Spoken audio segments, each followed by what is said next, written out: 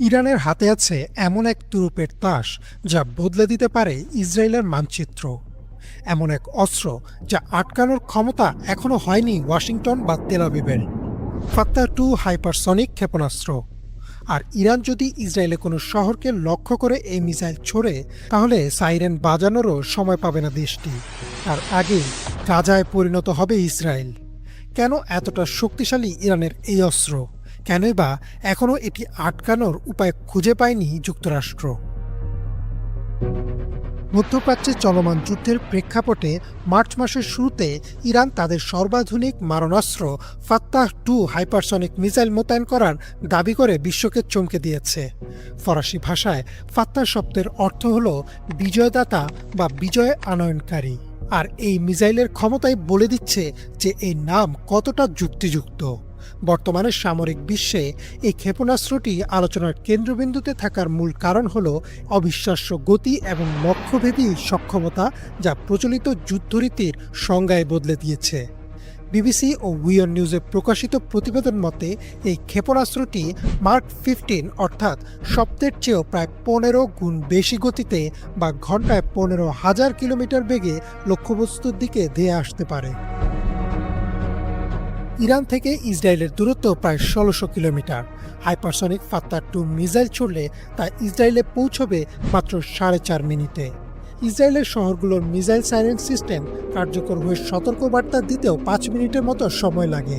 সেই হিসেবে সাইরেন বাজার আগেই আঘাত হানবে ফাত্তা-2। শুধু এর উচ্চ গতি না, সাথে রয়েছে আরও প্রযুক্তি। সাধারণ ব্যালিস্টিক মিসাইলগুলো একটি নির্দিষ্ট পথ ধরে চলে, যা রাডারের মাধ্যমে আগে ভাগেই শনাক্ত করা সম্ভব। কিন্তু ফাত্তা-2 এর বিশেষত্ব হল এর হাইপারসনিক গ্লাইড ভেহিকেল প্রযুক্তি। অ্যারোস্পেস গ্লোবাল নিউজের তথ্য অনুযায়ী এই ক্ষেপণাস্ত্রটি বায়ুমণ্ডলে অত্যন্ত নিচু অবস্থায় সাপের মতো আঁকাবাঁকা পথে চলতে পারে। লক্ষ্যবস্তুতে আঘাত হানার আগ মুহূর্ত পর্যন্ত এটি বারবার নিজের দিক পরিবর্তন করতে সক্ষম, যার ফলে কোনো কম্পিউটার চালিত সিস্টেমই এর চূড়ান্ত গন্তব্য আগে থেকে অনুমান করতে পারে না। সামরিক বিশ্লেষকরা বলছেন, অত্যাধুনিক এই প্রযুক্তির কারণেই ইসরায়েলের বিশ্বখ্যাত অ্যারো-3 বা যুক্তরাষ্ট্রের প্যাট্রিয়ট ও থার্ড আকাশ প্রতিরক্ষা ব্যবস্থাগুলো ফাত্তা-2কে রুখতে ব্যর্থ হওয়ার সম্ভাবনা অনেক বেশি। রাডার একে শনাক্ত করার আগেই এটি তার ধ্বংসলীলা চালিয়ে লক্ষ্যবস্তু গুঁড়িয়ে দেয়। এমনকি মার্কিন নৌবাহিনীর গর্ব ইউএসএস আব্রাহাম লিঙ্কনের মতো বিশাল রণতরীগুলোকেও এই মিসাইলটি মুহূর্তের মধ্যে ডুবিয়ে দিতে সক্ষম। এর বিধ্বংসী ক্ষমতা অপরিসীম।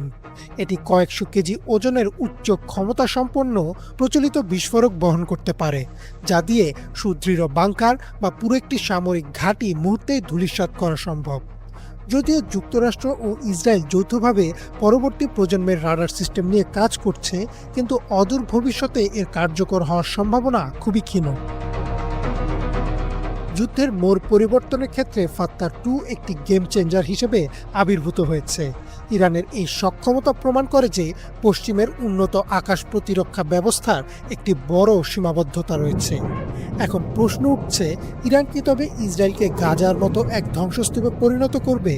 ভূরাজনৈতিক বিশ্লেষকদের মতে, যদি এই হাইপারসনিক মিসাইলগুলো বড় আকারে ইসরায়েলি শহরগুলোর উপরে নিক্ষেপ করা হয়, তবে সেখানে গাজার মতো মানবিক বিপর্যয় ঘটা অস্বাভাবিক নয়। ফাত্তা-2 এর অভাবনীয় গতি এবং একে রোখার অক্ষমতা ইসরায়েলের নিরাপত্তার ভিতকে বড় ধরনের অস্তিত্ব সংকটে ফেলে দিয়েছে।